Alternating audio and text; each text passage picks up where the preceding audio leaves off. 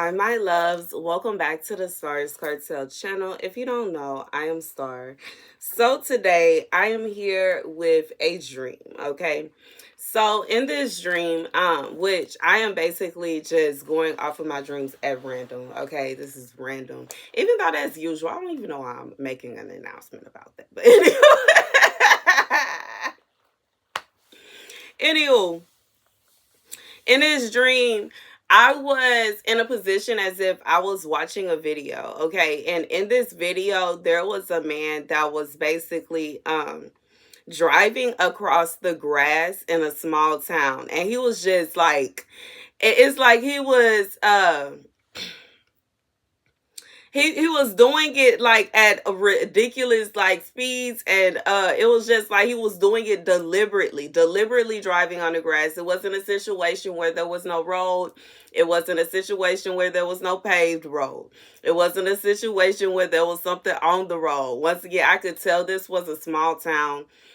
You could like it wasn't a lot of people on the streets, and I'm just watching and I'm like, okay, so is this legal? Is this legal there? Or I guess this is okay. Is this normal? No, it's not normal. There are people on the streets, okay? Anyways, I scroll down and I see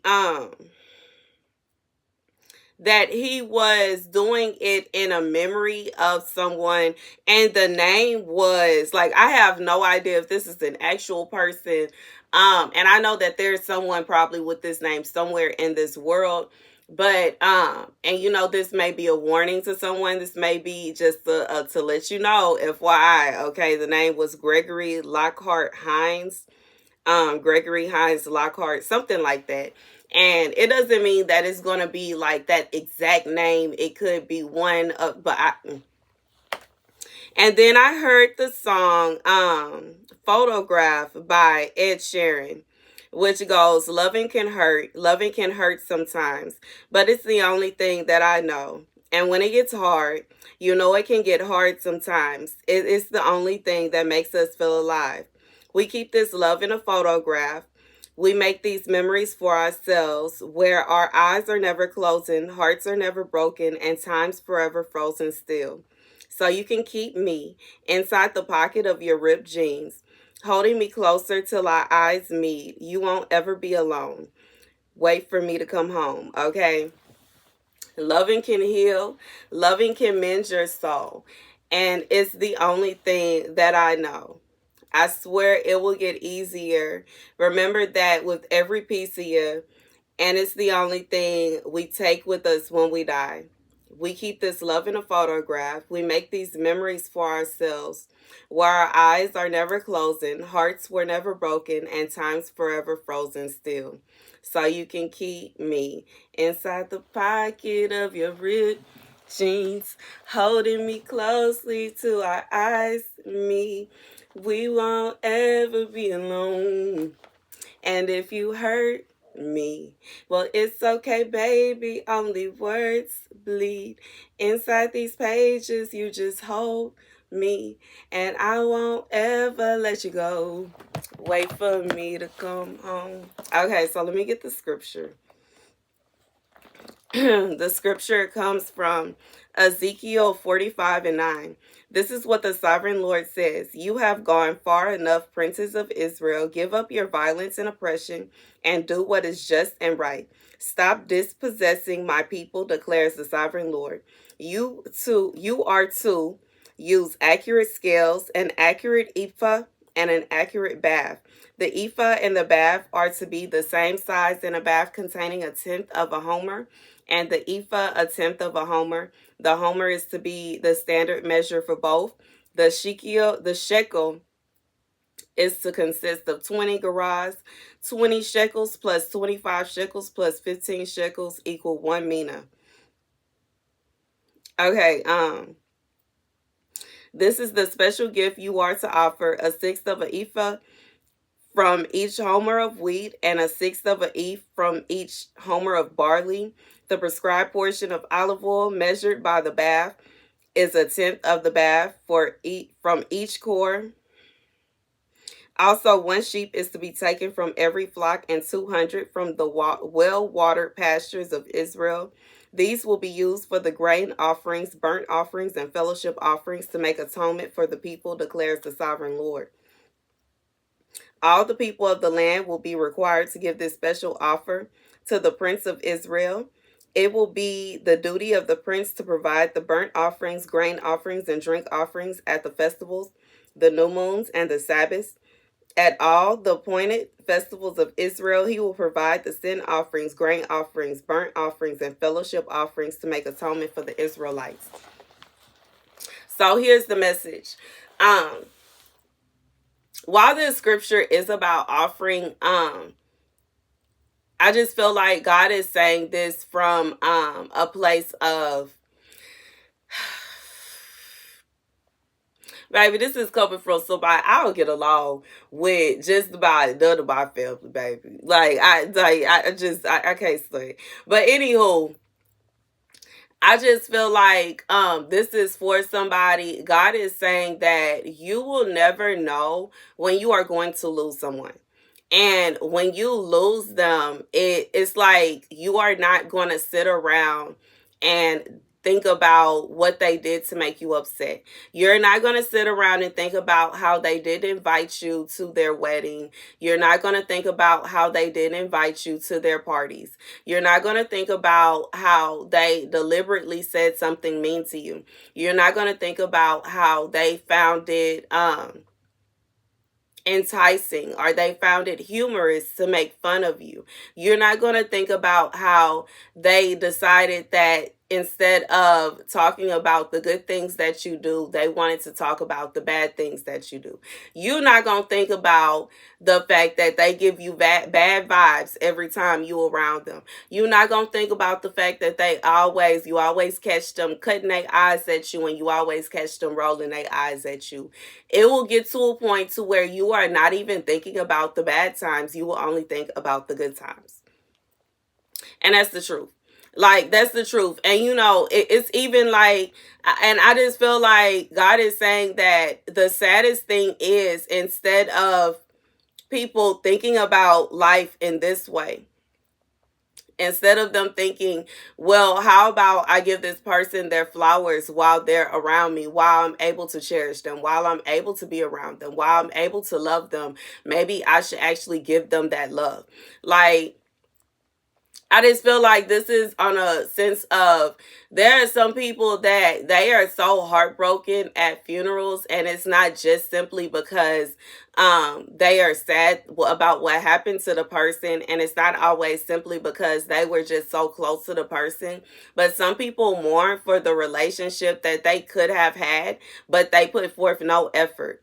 They mourn for the fact that they know that they have done certain things that caused that relationship not to work out. They mourn for the fact that they know that they have, in one way or another, it's just like I just feel like this is God saying for someone, don't drive yourself to a point to where you are just so enticed by being mean to someone and being nasty to someone and feeling like you got to get them back, regardless of what you feel like you got to get them back for. Because there are sometimes, even when you think about it, when people are being deliberately mean to you, like even the situation about what I just talked about, you know what I'm saying? The line of different things that people can do. A lot of times people do this for a reason. Like, they have a reason as to why they didn't want to invite you. Regardless if they feel like they didn't want to invite you. Sometimes it could simply just be because they don't want you to show up and be prettier than them. And sometimes it can simply be because, you did something, maybe you made them upset, maybe you didn't do a favor for them, maybe you didn't do this, you didn't do that, so now they feel like they can't invite you. And it could simply be because you don't like somebody that they like. And I just feel like when it all comes down to it, it's all stupid. And I just feel like God is saying that he does not want his children to be in the place to where they are fighting over these things, because when the time comes, You or yourself are going to be the one that is going to be filled with the guilt of knowing the reason you did not have a relationship with such and such is because you were being mean. All right, and that's just what it is, like that. And I just feel like even if you are on the other side where you are always dealing with people being mean to you, you always dealing with people, they doing this, they doing that, God is saying that these people don't even realize the amount of guilt that they are going to feel, the amount of guilt that they will feel, the amount of, and it's even if they go first, and it's not to say that you are going to go first. Even if, like, you could not imagine, as someone, I've talked about this before, that worked as a CNA, the amount of guilt that people feel when they are on their last few moments is, intense, especially when it's a situation where this person did things that they were not proud of, that they were not happy with, when they had lived a life that they were not proud of. And to be, I just feel like to be up on your deathbed and realize that over all the years that you have been beefing with your brother, you've been beefing with your sister, and you've been trying to make their life a living you know what, and you've been trying to do everything in your power to make them miserable. They didn't do nothing to you.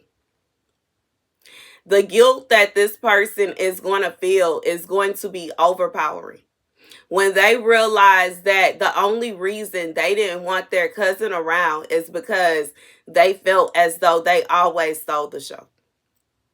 And it was natural. They wasn't trying to steal the show. They weren't trying to overshadow them or anything. That was just being their self. I just feel like God is saying that it'll be a situation where this person is going to be filled with regret. They're going to be filled with heavy regret. They're going to be filled with deep regret. And God is saying that, I know this is not easy, but God is saying that you yourself should be the bigger person. And it's not that you should be the bigger person because and it's not saying that you should just let them into your space, because in reality you don't have to, and you should not feel obligated to be hanging around and best friends with somebody that don't like you, and they really don't, they feel some kind of way about you. If they had a chance, if they had the opportunity, they would turn their back on you. Why would you? No, God is not saying to force yourself to be around anybody, but God is saying, at the same time, don't use the opportunity to be mean to them, because when it all comes down to it, they are the ones that are going to be carrying around the guilt of knowing that they did everything in their power to be mean to you. They did everything in their power to try to hurt your feelings.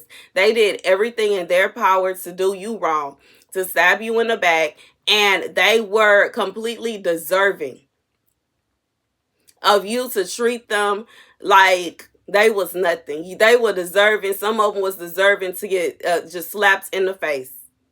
They were deserving to be treated as if they were nothing. They were deserving of you to pack up all your stuff and disappear and never speak to them again, because that's how they treated you. They treated you as if they didn't want you around anyway. They treated you as if they didn't like you anyway. They treated you as if they didn't care about you anyway. But God says that guilt is going to eat them up inside. That guilt, this is going to be a moment where their guilt is going to outweigh their hate. Their guilt is going to outweigh their jealousy. Their guilt is going to outweigh any envy. They are not whatever it is that they feel towards you that's causing them to be in a position to where they want to try to intimidate you, or they want to try to make you feel unwelcome. They want to make you feel uninvited. They want to make you feel as though unaccepted. They want to make you feel as though you are unincluded. Whatever it is, God says their guilt is going to outweigh everything. And the shame that they are going to put on themselves is going to outweigh any other feelings they have towards you. All the envy, all the hatred, all the jealousy, the shame that they are going to carry because they know they wrong. Like, I just feel like this is not a situation where y'all are kids. Y'all are grown people. A grown person know right from wrong. They know for good and well that there's no reason to make fun of the little things that they trying to make fun of. And I feel like even when they try to put you down, they are showing how envious they are of you. They are envious of you, or they are jealous of you, or they want what you have, or they want this. Some of them, they want the opportunities that you have, and it is what it is. But God said that guilt that he is about to put up on them is going to outweigh every single ounce of envy, every single ounce of hate, every single ounce of jealousy, because they had no business treating you that way. They had no business treating you that way. They had no business saying what they said behind your back. They had no business saying what they said to your face. They had no business doing the things that they have done behind your back and to your face. They out of line and out of order for trying to make you feel like you don't work, that like you don't matter, like I ain't even try to say don't work, but for somebody it might even be that. And it might be a situation where they're envious of your job. There it is. I said it. For somebody, they are envious of your job. They are envious of the kind of occupation you have. They are envious of whatever it is. But God said it's going to come a time, baby, it's going to come a time where they are going to be filled with so much guilt. And it's going to start now. Because God says that you don't deserve for them to treat you the way they do. You don't deserve for them to treat you the way they do. You do not deserve to feel unincluded and uninvited. You do not deserve to feel as though you are not a part of whatever. You do not you don't deserve it. And in reality, whatever it is they feel towards you, they need to get over it. It's not your fault. This is not a situation where you are deliberately trying to put your whatever in their face. I just feel like for whoever you are, you don't go around flaunting. You don't go around bragging. You don't go around always doing this. And, even though, I just feel like I know a lot of us, we received the message yesterday where God said they're going to be mad anyway, so stunt. Why? Why keep your mouth quiet when they going to be upset? You know what I'm saying? I just feel like this is moving. Like, you know what I'm saying? Just God saying these same people that was feeling some kind of way, they've been treating you mean, they've been being nasty, they've been being envious towards you, they've been being ugly towards you. And they worried about what you have, and they worried about how you dress, and they worried about how you do this, and they worried about that. They worried about everything you got going on. In reality, God says their guilt is going to outweigh their jealousy. Their guilt is going to outweigh their envy. Their guilt is going to outweigh their hatred. And they are going to begin to feel so guilty because they out of line and out of order. They have no reason to be making fun of you. And whatever it is, I feel like you were doing something good. They making fun of you because who do you think you are trying to feed the poor? Ha, ha, ha, ha, ha, ha, ha. They look silly. They look crazy.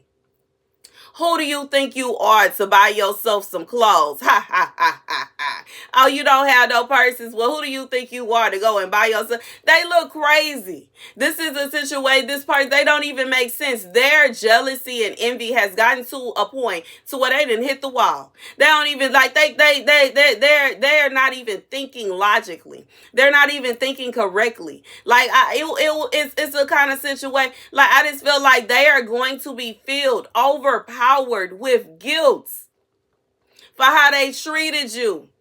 For some of you, you went through hard times. And you ain't had nothing. You ain't had no clothes. You ain't have nothing. You ain't even have, for somebody, you ain't have no body sprays, no perfumes, no body washes, no deodorant. You ain't had nothing. And they sat around talking about you, looking down upon you. And then when you started buying these things for yourself, they started feeling trying to say that you think you all that and you think you this, you think these are people once again. Why should you hold yourself back when they gonna be mad anyway? They gonna be hating anyway. God said their guilt is going to overpower every ounce of hate, envy, and jealousy within their spirit. Period. Because God says you deserve your flowers now. They not gonna get that wish. They wishing that they gonna be able to send you off, and they wishing that they gonna be able to stand over your casket. A lot of them are older than you. They not finna get that wish. That's a tall tale and a dream. It's a fairy tale. God says they gonna feel guilty now. They're going to feel guilty now for every single time they completely ignored the fact that it was your birthday and decided that they wasn't going to call you on purpose. For every single time they deliberately decided that they was going to avoid coming to see you, or they was going to avoid being around you, or they was going to avoid inviting you, and they was going to avoid. God said they are going to feel guilty for every single time because they out of line and out of order. They out of line and out of order. They out of line and out of order. And this is not a situation where you got to do nothing. You keep being yourself. You keep doing you. Don't worry about them. God said this is just like the jealousy and the envy and the hatred. You didn't cook that up within them. That's something that they got going on with themselves. That's their problem. This guilt, once again, that's their problem.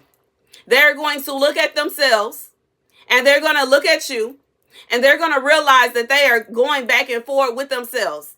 And they're going to realize that they are picking on you. And they're going to realize that they are actually the villain. That's what they're going to come to realize. They are actually the villain.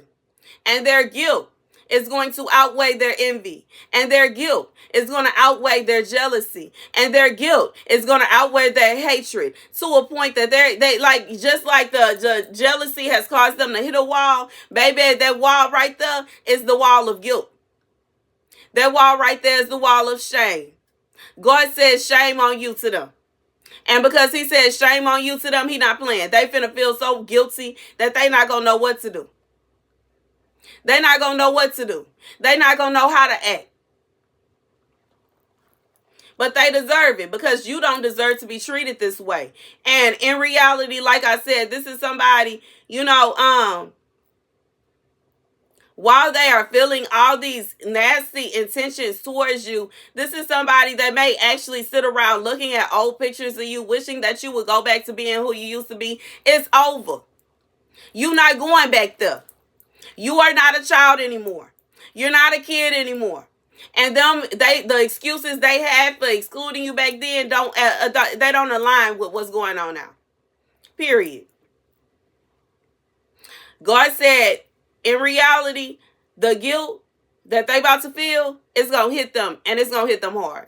The guilt that they about to feel is going to hit them harder than a jealousy. The guilt that they about to feel is going to hit them harder than an envy. And I'm going to say this as well. You don't have to have nothing for somebody to be jealous of you. You don't have to have nothing for somebody to be envious of you. They could be very much better off than you and still be jealous. They can be very much well off. They can be happy. They can act as if they got all these things, and they will look at you and be mad. And that's just the truth. That's just the truth. Even when you think about bullies, typically bullies are not children that are in a position where they are lacking anything. The biggest bullies that I've experienced will be the prettiest girls. Always dressed nice, hair always nice. They got name brand everything, and they got all their parents got money, and they got all the friends, and they got all the this, and they still find the reason to look down upon somebody else. But God says the guilt is going to overpower them. The guilt is going to take over them. The guilt. God says they will be feeling immense shame. Immense shame. They will feel immense. They are going into a season of shame and guilt for how they spoke about you, for how they treated you, to things they did to you behind your back and to your face. And that's the message. Thank you guys for watching. Be sure to like, share, and subscribe. Deuces.